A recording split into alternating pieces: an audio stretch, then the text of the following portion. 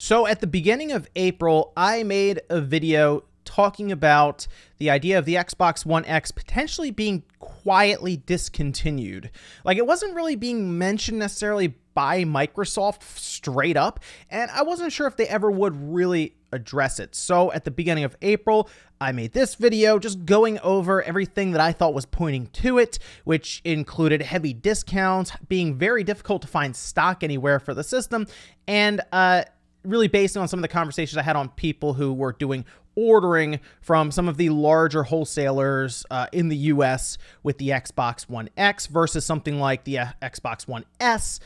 And it turns out, well, I guess that was correct because Microsoft did finally address it. And I will admit, I'm a little surprised that they did. And I did talk a little bit about this in Newswave, but it was kind of brief. It was like the third or fourth topic. And I still have people messaging me about this, probably after they watched my original video on this back in April, but we're a little more up to date now on some of the information out there, and I thought we would go over it because we now have, I think, a pretty clear look at what Microsoft's lineup is going to be going into the holidays and even into next year for next gen. So let's go over that today. Guys, if you enjoy the video, make sure you like it to help out and get subscribed here. Obviously, as we head into the next generation of systems over the next week, we're going to have a bunch of information start to come out, and we're going to have a lot of fun conversations and discussions here. So I think it's going to be a pretty good time. Anyway, it does look like we have actual word from Microsoft. Now, this is from The Verge. They did get a statement from Microsoft themselves. And they say, as we ramp into the future with Xbox Series X, we're taking the natural step of stopping production on the Xbox One X and Xbox One S all digital edition. Xbox One S will continue to be manufactured and sold globally. That part is pretty important. They'll say gamers can check their local retailers for more details on Xbox One hardware availability. I would say if you really want an Xbox One X right now, you shouldn't have to pay too much to get it compared to, obviously it was $500, but it came out. I did a video where I ordered a refurbished one that was factory certified refurbished, and it still works now. I actually use it a fair amount because it's in the living room here, but it's worked fine. The controller looked good, and for the most part, I think it is a good pickup for a little over $200. I think it was like $230, which obviously is less than half of what the MSRP was on the Xbox One X.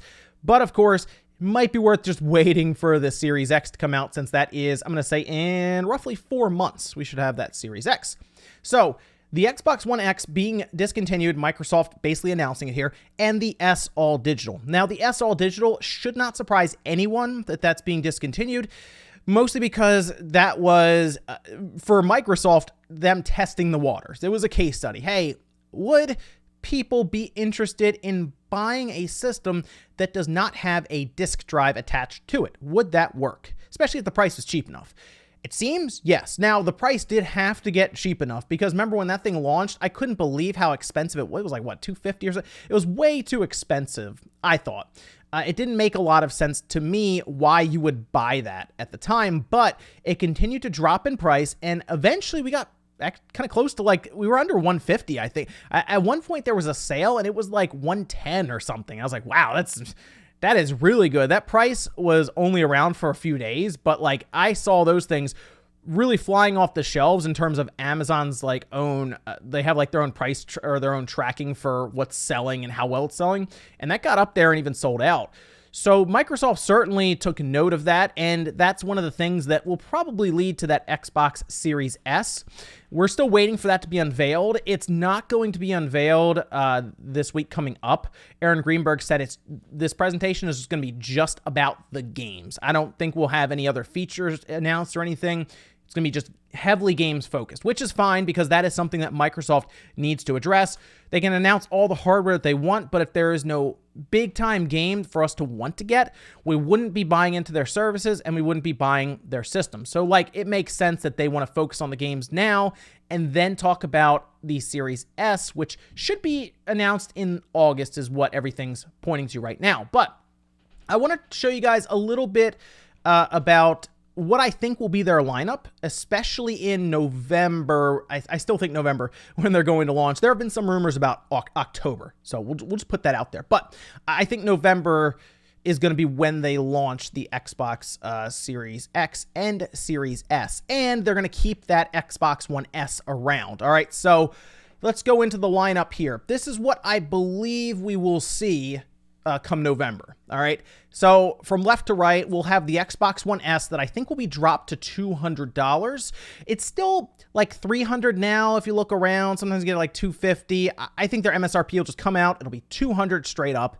And you might be wondering, why are they keeping the Xbox One S around and not the Xbox One X? And that is a fair question.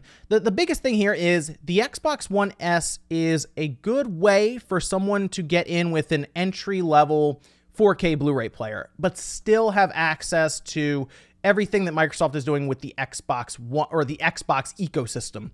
We don't even call it like the Xbox One ecosystem or the Xbox Series ecosystem.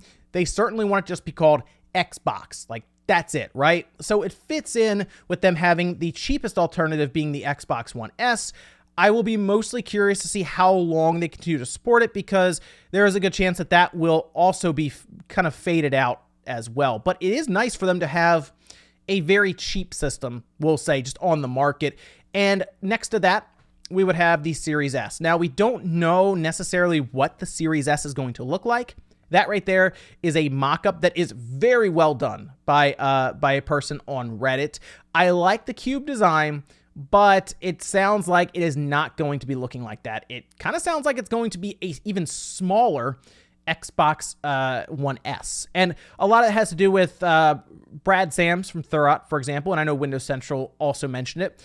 But employees are walking around and transporting these back and forth inside of an Xbox One S casing. Yeah, so that tells me that it is going to be smaller, and of course, if you don't need a disk drive, you don't have to build around that limitation. A lot of times, systems will have to take the disk drive into account when they're created, so one half of it will be kind of dedicated to that form, and it does take up more space than you would think when they're engineering and creating the shape of these systems. So there is a good chance that the Series S will be smaller than people are expecting. Yeah, so I'm excited to see the form factor of it. And while the naming isn't set in stone, I think the Series S is your best bet for the naming of it. I almost think that it could be a little rectangle, like picture this box here, this cube, cut that in half. That could be what it is, right? A little, maybe even a little shorter than your standard controller. That'd be interesting, right? To have this little box that you could pop on your maybe your guest bedroom or something, right? If you're getting multiple Xboxes, and that'd be a good way to access your digital library as well. So, I mean, that's something to look at there. But then, of course, next to that, we would have the top-end system, which would be the Xbox Series X at $500. That is still what I'm sitting at. I don't think it's going to be less than $500. I think the technology and what they'd be offering in there is fair at that price. I do. I think $500 is good. And of course, that Series S will be there at $300 for anyone that's like, I mean, I don't really buy a lot of physical games right now. I'm mostly digital, and maybe you don't even care about 4K and all of that, and you're like, I'm mostly like 1080p. And here's the thing with the Series S. There's a good chance they might go 1440p and then checkerboard that up to 4K. So it could still support a lot of 4K games in that sense. But of course, the Series X at $500 makes the most sense to me there. And the other thing that's interesting about this, because I was trying to figure out if they would have a hard time with a lineup like this, mostly because the One S is thrown in there, but all these systems will probably look fairly different. The One S and the Series X don't really look that similar, right? One's like this tower. The other one is like this little rectangular box with a disk drive. And then the One S or the Series S will look different from the One S, especially if it's half the size and doesn't have a disk drive. That's kind of, I think, one of the reasons the One X is on the way out, and even the all digital is on the way out. That way they can have three distinct looking systems without having to worry about like the One X being thrown somewhere in there. Also, the One X, while it might sound a little strange, is more expensive to manufacture than I think a lot of people are believing it to be. And it doesn't necessarily come down to the technology that's in there. It comes down to the other components as well. The cooling solution, for example, is a little more expensive, I'll say, than what's in the One S. And Microsoft, I don't think, wants to have the One X at the same price as the Series S. They pretty much want 3 distinct pricing tiers, 200, 300, and I'm going to stick with 500. That way it's pretty clear to the consumer where all of this kind of falls.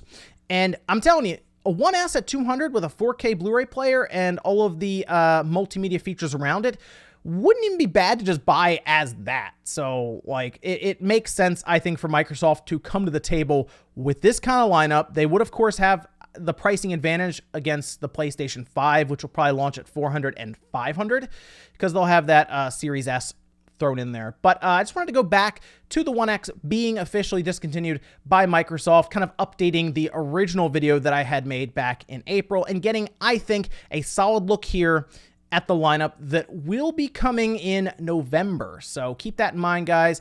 Thank you so much for watching. Make sure you guys like the video on the way out if you enjoyed it. Dislike it if not. And I'll see you next time.